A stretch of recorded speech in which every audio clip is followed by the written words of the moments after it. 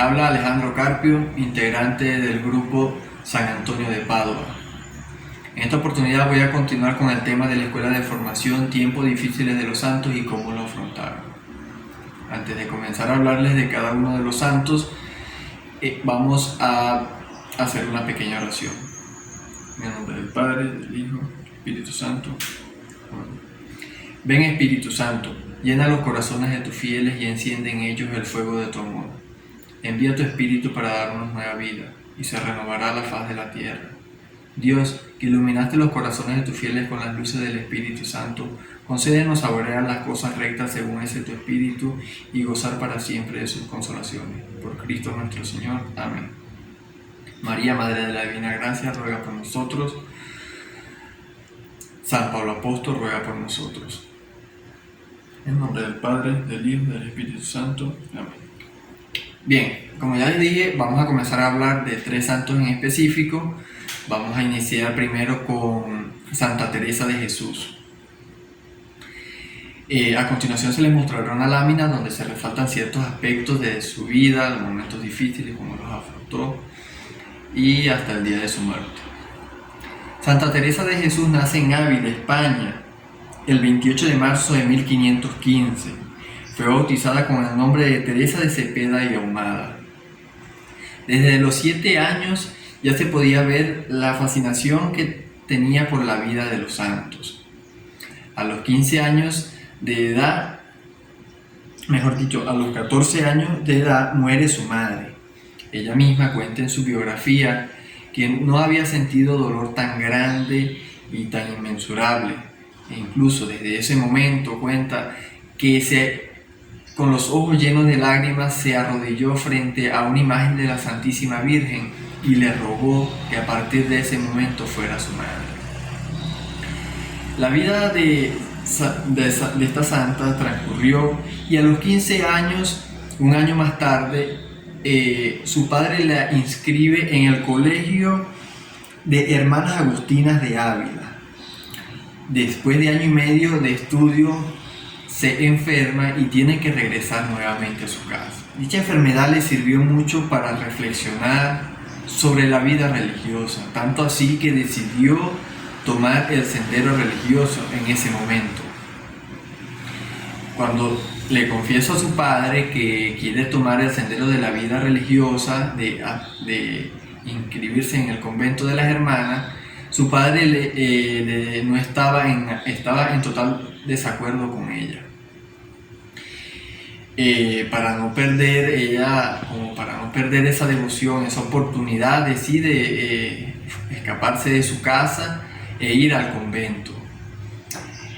Dice que su padre, al verla tan decidida de tomar los votos, decide ya no oponerse más, y a los 20 años esta santa toma sus primeros votos o juramentos de castidad y entra a pertenecer a la comunidad de hermanas carmelitas. Poco después de empezar a pertenecer a la comunidad de hermanas carmelitas, se agrava de una enfermedad que la venía achaqueando ya desde varios años atrás. Dicha enfermedad, la obliga de nuevo a volver a su casa, y posteriormente su padre la lleva, como dice, su padre la lleva a su casa y los médicos no lograban dar con dicha enfermedad. Incluso dicen que podría ser una fiebre palúdica. Con ciencia cierta no sabían muy bien qué tipo de enfermedad era. Incluso cuenta la historia que ya estaba llegando a quedarse como tiesa, paralizada. Dicha enfermedad, le consiguió un gran bien a pesar de todo, porque dicen que llegó a leer un librito que iba a cambiar su vida para siempre. Se llamaba El Alfabeto Espiritual, donde aprendió el poder de la oración, a meditar, y entonces ella dice que fue una gran enseñanza. Ella decía que en ese tiempo no hizo mayores avances en lo que era la vida espiritual y progreso, porque todavía no tenía un director espiritual. Y sin esta ayuda no se puede llegar a verdaderas alturas en la oración. Porque Santa Teresa cuenta que ella era como una persona más normal, pues que en el convento, porque en ese tiempo se tenían libertades, se permitían visitas y ese tipo de cosas, familiares, amigos podían visitarla, y ella no se sentía muy atraída, a pesar de estar ya en la vida religiosa, no se sentía muy atraída por lo que era la oración como tal. Dicen que incluso ella inventaba excusas para huir de lo que era la oración como tal. Y cuando era el momento de la oración, ella buscaba y como que ya esperaba que sonara la campana para irse e inventaba excusas, pues. Pero bueno, ya después de 3 años de estar enferma, se encomendó a San José, dicen que se encomendó a San José que le consiguiera la gracia de la curación, y de la manera más inesperada recobró la salud. En adelante toda su vida sería una gran propagadora de la devoción a San José. A partir de ahí ya Santa Teresa comienza a seguir lo que es el sendero el camino de la santidad. Teresa cuenta que tenía un encanto personal y una simpatía impresionante que le era agradable a todas las personas que estaban a su alrededor. Después de que Teresa mejora, ella comienza a tener visiones, el Espíritu Santo comienza a aparecérsele en forma de visiones. Incluso a ella le asustó mucho esto, porque en ese tiempo había mujeres que habían sido engañadas por el demonio con falsas visiones. Entonces ella tomó la iniciativa de ir a donde un sacerdote y confesarse. Le planteó todo lo que era su vida, las visiones que había tenido, y le dijo pues que era la gracia de Dios que se estaba manifestando en ella. También, incluso para Teresa no fue fácil en ese momento, porque ella incluso le confesó a algunas personas esas visiones que estaba teniendo, y bueno, la voz se fue regando por todo el pueblo, y hubieron personas que la tildaban de loca, de arrogante. Entonces no fue fácil para ella ese momento, esa etapa de su vida, pero ya con la fortaleza de la oración que había aprendido, entonces fue sobrellevando esa circunstancia. Dicen que Teresa tuvo 2 ayudas formidables para crecer en santidad: su gran inclinación a escuchar sermones, aunque fueran largos. Fue su gran inclinación a escuchar sermones, aunque fueran largos y tediosos, y la otra, su gran devoción por 2 grandes personajes celestiales, como lo era la Santísima Virgen. Además de su inmensa devoción en la Santísima Virgen y su fe total en el poder de intersección de San José, también ella rezaba frecuentemente a 2 grandes convertidos, como lo eran San Agustín y María Magdalena. Posteriormente, Teresa, decían que en aquella época del 1500, ella observaba que las comunidades religiosas habían decaído mucho en lo que era su antiguo fervor. Eran demasiado numerosas, lo cual ayudaba mucho a la relajación. Entonces, aparte de que se permitían visitas, un día ella no compartía mucho eso de que eran muy relajados y todo ese tipo de cuestiones que se permitían en ese tiempo en los conventos.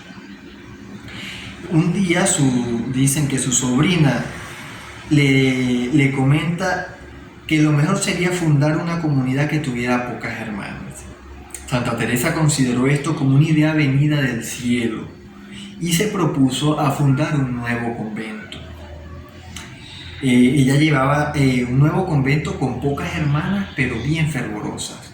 Ella llevaba ya 25 años dentro del convento. En ese momento, bueno, tuvo la ayuda de San Pedro Alcántara, San Luis Beltrán y el obispo de la ciudad la apoyaron con la idea, pues. Y el provincial de las Carmelitas le concedió el permiso. Sin embargo, la noticia produjo el más terrible descontento y el superior tuvo que retirar el permiso. Llegaron a decir que era crear un nuevo convento, iba a ocasionar más gastos, toda la logística que conllevaba pues la creación de un nuevo convento.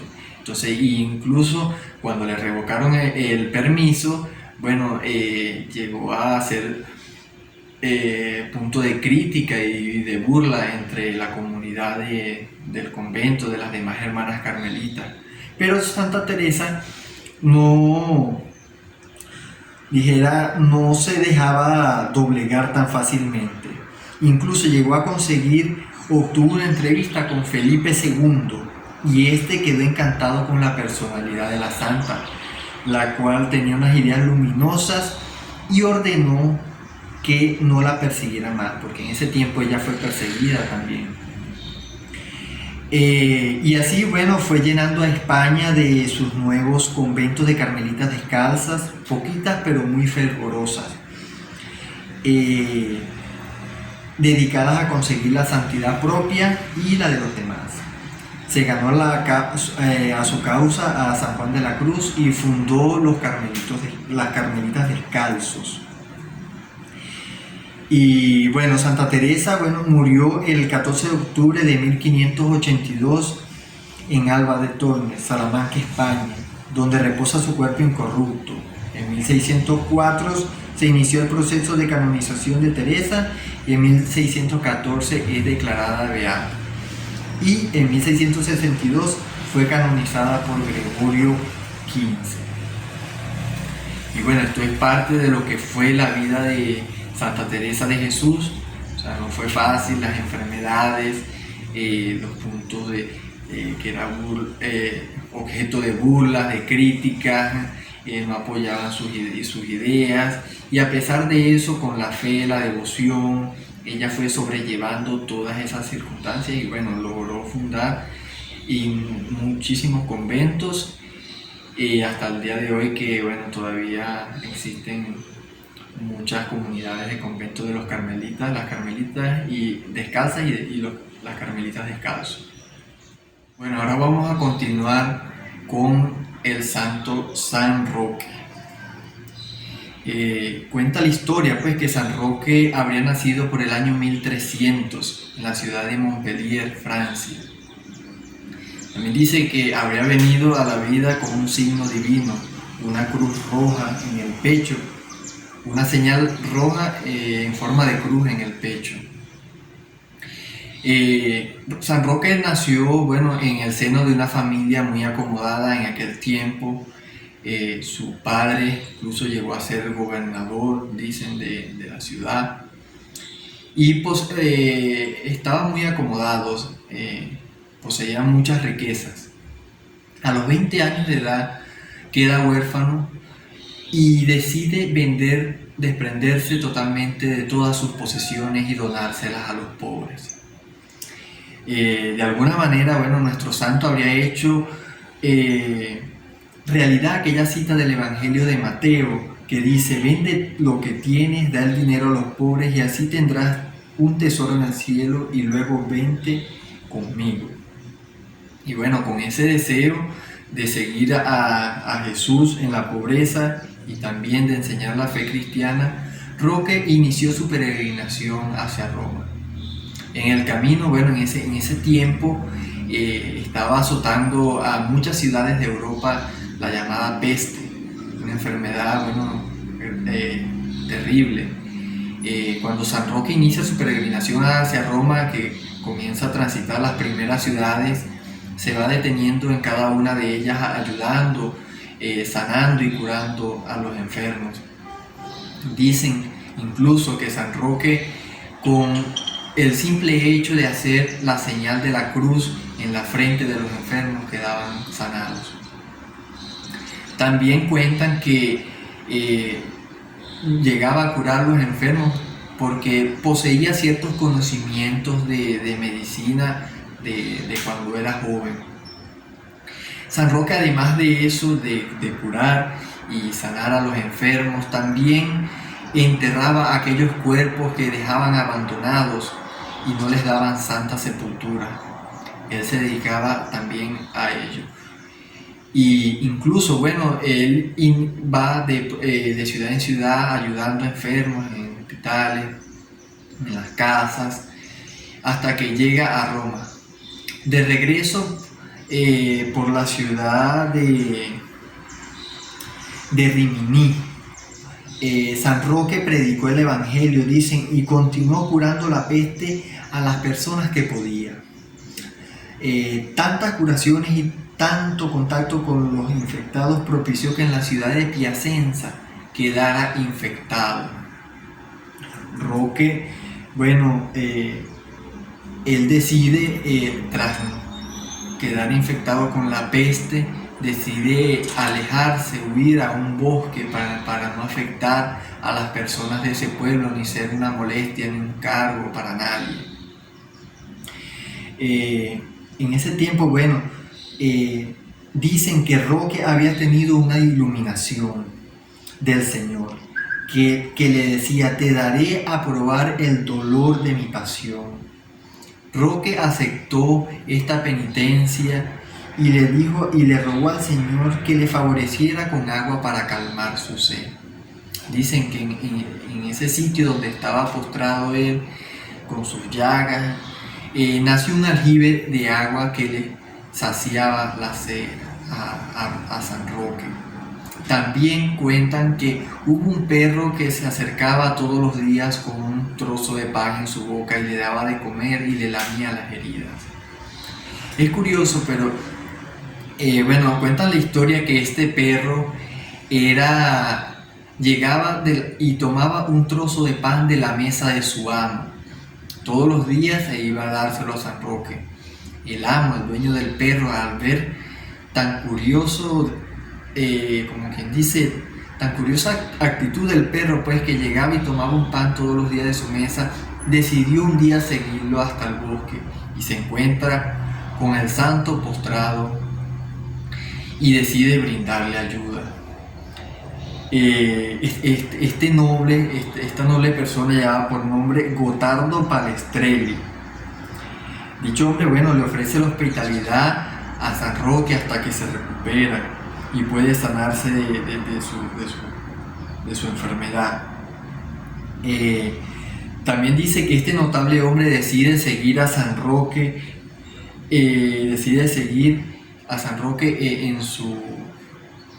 en su peregrinación y fomentar lo que era la fe cristiana en ese momento.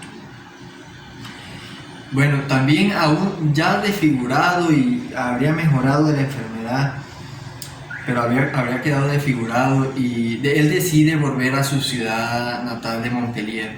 En ese tiempo había una guerra civil en dicha ciudad y como San Roque andaba vestido de peregrino, dicen que incluso andaba un poco harapiento, con la ropa un poco sucio, la ropa un poco rota. Entonces lo apresan y cuando lo llevan ante el juez, él no habla, no confiesa nada, no dice a qué familia pertenecía, y entonces lo toman por espía y deciden encarcelarlo. Roque incluso muere en prisión tras 5 años de estar encarcelado. Cuenta la historia que los soldados, al verlo morir, se iluminó la celda donde él se encontraba. Roque, después de que lo sacan de la celda y lo revisan sus papeles, se dan cuenta que era hijo del antiguo gobernador de esa ciudad y deciden darle santa sepultura. Después de ello, su tumba fue visitada y venerada por muchísimas personas. Incluso una de las iglesias más conocidas están dedicadas a este santo, está en París, muy cerca del Museo Louvre, y la hizo edificar Luis XIV en 1653. Bueno, San Roque, como podemos observar, fue otra eminencia pues, que decidió seguir a Cristo para llegar a alcanzar la santidad. Ayudó a muchos enfermos y se desprendió totalmente de sus bienes. Entonces, un gran ejemplo a seguir, sin duda, San Roque. A continuación, voy a hablarles de uno de los santos más conocidos y venerados de la Iglesia Católica, como lo es San Antonio de Padua. San Antonio nació en Lisboa, Portugal, en 1195. Fue bautizado con el nombre de Fernando Martins Buló Estabeira. A los 15 años de edad ingresó al monasterio de canónigos regulares de San Agustín de San Vicente de Fora. Su permanencia allí se vio un poco perturbada por la constante presencia de familiares y amigos, a lo que San Antonio decide que eso no era como muy beneficioso para su crecimiento religioso y espiritual. Posteriormente, 2 años más tarde, decide trasladarse al monasterio de Santa Cruz de Coimbra, en donde realiza sus estudios en teología y letras que más tarde le serían de mucha ayuda. Hacia 1219 conoció la pequeña comunidad franciscana de Coimbra. Antonio se sintió muy fascinado por el estilo de vida fraterno, muy humilde, evangelizador y muy pobre de esos franciscanos. Poco después llegaron a su monasterio los restos de los primeros mártires franciscanos provenientes de Marrakech, en lo que Antonio decide enlistarse en esa orden o pertenecer a esa orden. Entonces, al poco tiempo decide tomar los hábitos y es donde él cambia su nombre de Fernando por Antonio. Tras un breve noviciado e impulsado por los mártires franciscanos, decide emprender su viaje hacia Marruecos. Sin embargo, al poco tiempo de haber llegado, contrae una terrible enfermedad que lo obliga a abandonar ese país. Su intención posteriormente era llegar a las costas españolas y luego dirigirse hacia Portugal por tierra, pero una fuerte tormenta azotó el barco en el que viajaban, entonces obligándolos a llegar a las costas de Sicilia. Allí permanece por algún tiempo en Milazzo en una comunidad franciscana que lo recibe, donde inicia su recuperación. En junio de 1221 conoció a San Francisco de Asís, por lo que después decide no regresar a Coimbra, sino que se pone al servicio de Fray Gracián, el provincial de Romaña. Posteriormente sus dotes y sus estudios hicieron que este provincial le nombrara predicador y le encargara ejercer su ministerio por todo el norte de Italia, donde había gran presencia de cátaros. Cabe destacar que estos cátaros pertenecían a una secta religiosa que era lo contrario a lo que es la religión católica. Su primer campo de acción apostólico también fue en esa misma ciudad de Romaña, región infectada por herejes y cátaros, donde Antonio predicó con gran devoción. Posteriormente, en su paso y ejerciendo su labor catequética por la ciudad de Rimini, donde encontró mucha presencia de herejes también, los cuales le impedían a los ciudadanos ir a escuchar sus sermones. Ante esto, recurrió el santo a la eficacia del milagro. Entonces,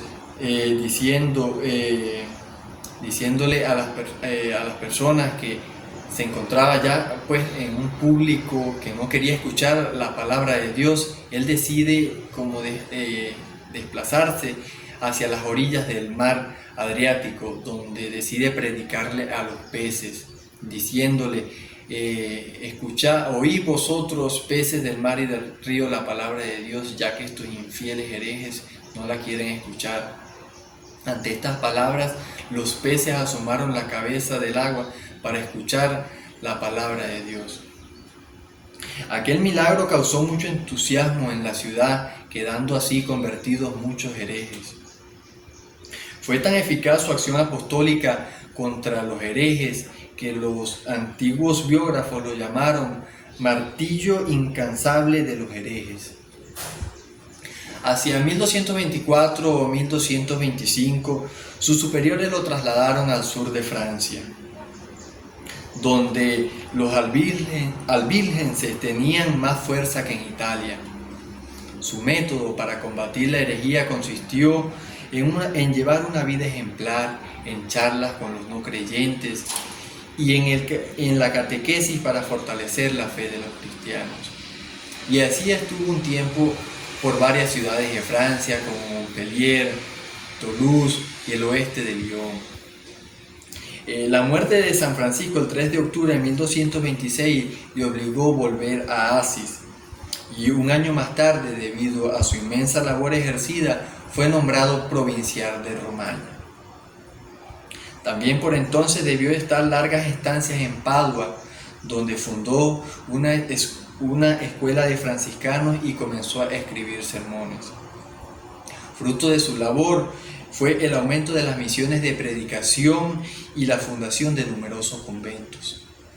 Hacia 1230 ya renunció al cargo de provincial para dedicar más tiempo a la predicación, y poco después pidió retirarse debido a su mala salud.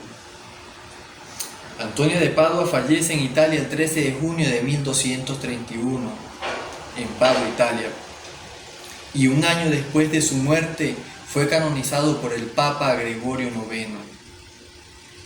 En 1946 fue declarado santo patrón de Padua y Portugal, y en ese mismo año el Papa Pío XII lo declara doctor de la Iglesia. Es santo patrón de los pobres, viajeros, albañiles, panaderos y papeleros.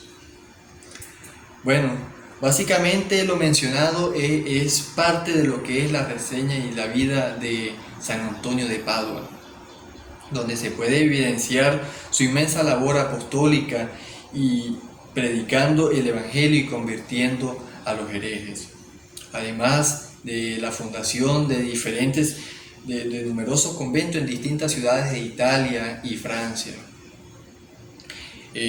Sus sermones son considerados una gran obra literaria y teológica. Por otra parte, cabe destacar que San Antonio murió con fama de santidad debido a la cantidad de milagros que realizó estando con vida. Es por ello que es el santo que fue canonizado en menor tiempo, en toda la historia. Y bueno, para concluir los voy a dejar con una frase de San Antonio que dice: el nombre de Jesús es superior a todo nombre, porque delante de él se dobla toda rodilla. Si lo predicas, ablandas las voluntades más obstinadas. Si lo invocas, dulcificas las más ásperas tentaciones. Si piensas en él, se te ilumina la inteligencia, y si lo lees, te alimenta el corazón.